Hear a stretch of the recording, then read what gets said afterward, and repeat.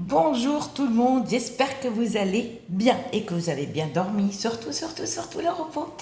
Alors ce soir, vous voyez, avant de commencer, regardez, ça c'est quand j'étais en Andorre, quand j'habitais Toulouse. Eh oui, j'ai habité Toulouse et j'allais souvent en Andorre, voilà.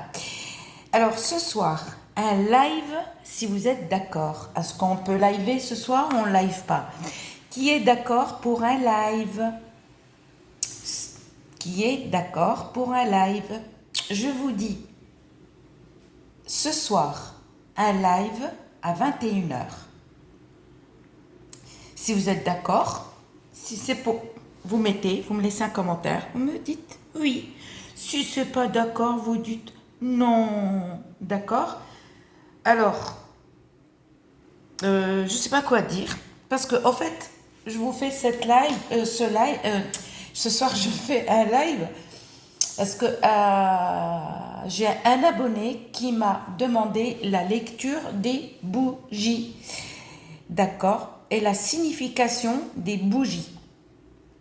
Pour vous parler de la bougie au miel. D'accord? Ce soir, je vais vous parler de la bougie au miel qui a été faite avec du miel. Et il y a toujours une légende qui disent la bougie au miel. Après, je ne sais pas, j'étais pas là à cette époque. Ils disent les premiers qui ont inventé la bougie à la cire d'abeille, ce sont les Égyptiens.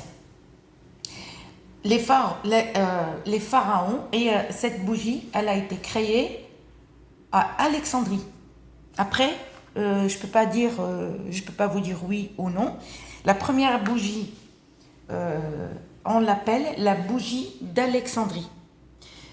Et la première bougie d'Alexandrie, elle a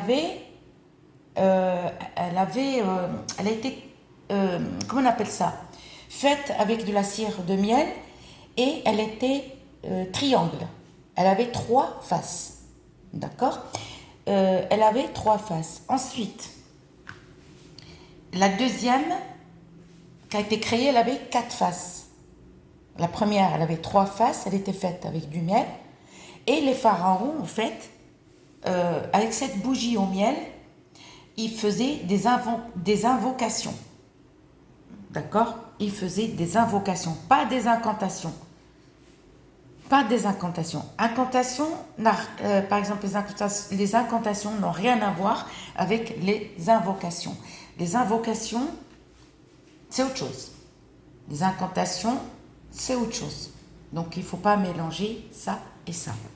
Et la légende dit que la première bougie, elle a été créée à Alexandrie par les pharaons. Et elle avait 3 faces. Elle était longue, mais 3 faces. La deuxième, elle avait 4.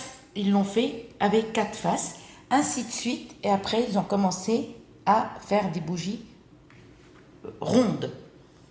Après, je ne sais pas. Je ne peux pas vous dire si c'est vrai ou pas, mais sachant que les pharaons ont fait beaucoup de choses, comme les Turcs.